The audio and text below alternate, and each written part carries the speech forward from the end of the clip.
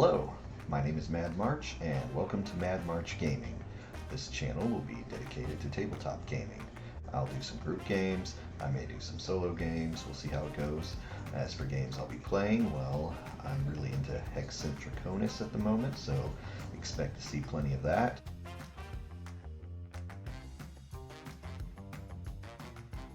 But that doesn't mean that'll be the only game I play here. I have years of experience with games like Dungeons & Dragons and Gamma World. I've dabbled in a few others on top of those. I recently started playing basic fantasy RPG, and I'm always open to try out new games when I get the chance. So I'm hopeful we'll try out a variety of things here on this channel. I've got some games that were previously posted on a different YouTube channel, which I will be bringing over here, but before we start doing that, I have something special planned for this first episode. I'm going to take this time to explain to you the story of why I'm starting this channel and why my old videos were originally posted elsewhere. And we're going to do that through game, so please sit back and enjoy the origin story of Mad March Gaming, brought to you through Hex and Draconis First Edition. Our story starts with a librarian named March. They were a rabbit, somewhat older than what they appeared, and they'd worked at the library for 9 years. As a librarian, March was well liked by their patrons, skilled at helping others find the items they needed, and ran a monthly tabletop program there at the library. But there was one person who didn't like March, the library's new director, a person who we will call Jortney.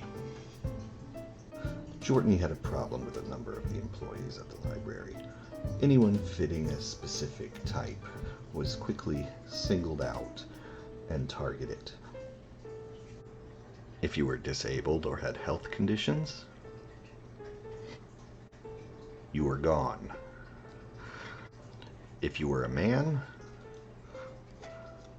you were gone. Did you have or appear to have both of those unfortunate conditions, you were gone. All until March was the only one left. Jortney, of course, repopulated the library with her new preference of only hiring young teenage girls.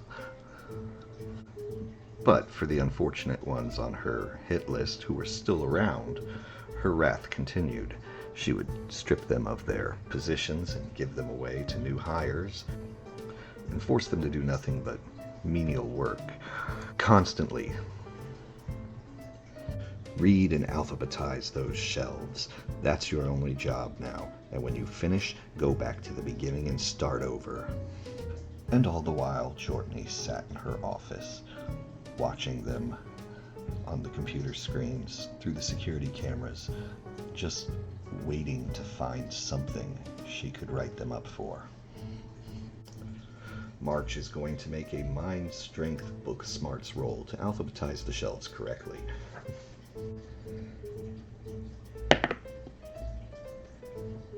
That's a 12. He passes.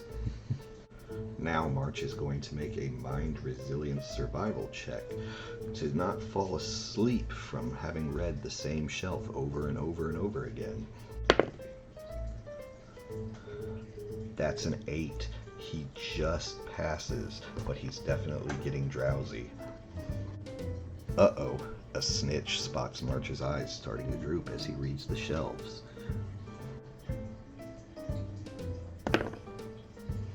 She has a success on her spot check. The snitch runs to Jortney to inform her, and Jortney quickly checks the cameras. Jortney's spot check is also a success. March is called into the office and given a write-up for falling asleep on the job, even though he didn't actually fall asleep. His eyes were tired, but he never once fell asleep.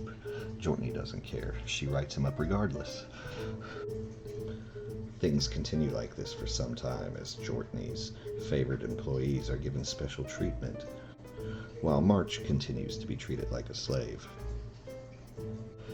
Jortney rolls mind dexterity deception to find more bullshit reasons to write March up. That's a success. March receives more unjust write-ups. March rolls mind dexterity survival to figure out a way to appease Jortney and make this stop.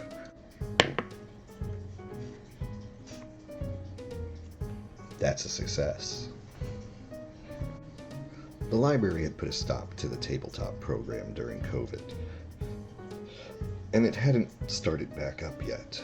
March was reluctant for various reasons to start the program back up. But with Jortney breathing down his neck, March goes to her and offers to reopen the program, knowing she's desperate for program numbers. Jortney agrees. March tells her, however, that he needs a little extra help to run the program so it doesn't become as overwhelming as it had been before. March rolls community strength coercion.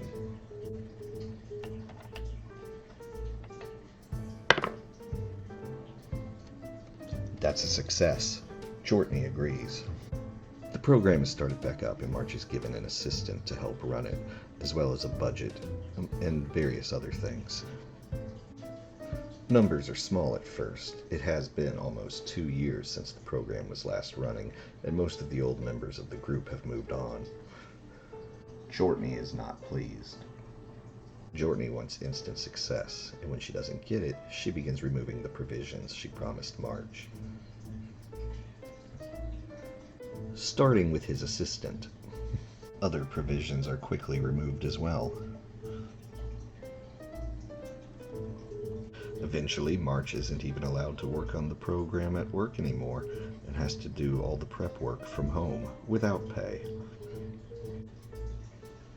March is stressed and overworked and has very little free time to recuperate.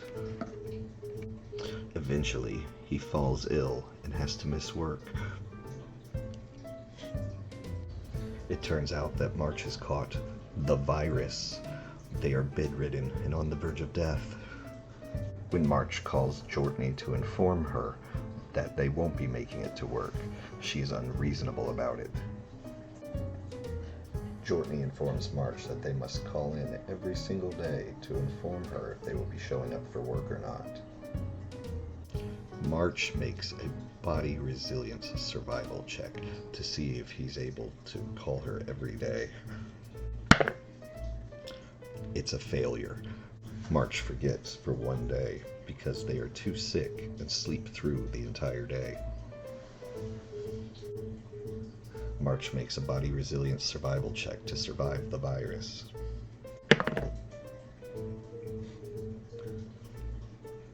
They survive. After 3 weeks of being bedridden and on the verge of death, March is finally able to return to work, but is instantly called to the office the moment he arrives. Jortney rolls to be an unreasonable bitch. That's a success. Jortney informs March that they missed too many days being out sick. March rolls Community Resilience Express to explain to Jortney how sick they were and provide her with the doctor's notes proving it. That's a failure. Jortney informs March that the doctor's notes mean nothing. She tells them that even though they were excused absences, it doesn't change that there were just so many of them. March is suspended without pay. Feeling his head on the chopping block again, March rolls mind dexterity survival to figure out a way to fix things. That's a success. March presents a new plan to Jortney to begin filming the tabletop program and uploading it to the library's YouTube channel, thus increasing program numbers through digital engagement. Jortney approves. March rolls community strength survival and gets a success. The new idea for the program is successful, and numbers begin increasing, both through digital engagement and in person. And for a time, Jortney seems to be appeased. But the new workload is even harder on March. They now have to spend even more of their free time at home working on editing and formatting videos for the library's YouTube, again, without pay. March rolls community resilience sneak to stay off of Jortney's radar. That's a failure. Eventually, March is called back into the office. Jortney rolls mind, dexterity, deception, and gets a success. March is written up for breaking a rule they were never even informed was ever a rule to begin with, and again suspended. March rolls mind strength spot. A success. March notices during the write-up that there's something funny about the paperwork. Jortney has been writing up all of their alleged offenses under the same blanket term. This is allowing unrelated incidents to stack. March notices that this write-up is a final warning suspension, with next step marked as termination, even though this is the first time March has ever committed this offense. Realizing that Jortney plans to fire them regardless, and their next office visit will be their last, March rolls community acuity spot to find a new job. That's a failure. March remains at the library as they continue their job hunting, but within a week, Jortney calls them back into the office. Jortney was just promoted to official director of the library by the board. March rolls community resilience survival with a difficulty of 3. That's a failure. Jortney informs March that things just aren't working out, and she has decided to terminate their employment. March asks if there's a reason, any specific thing they did to cause this. Jortney has no reason to give.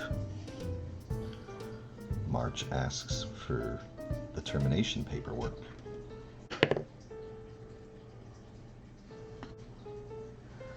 Jortney says there isn't any, just collect your things and leave.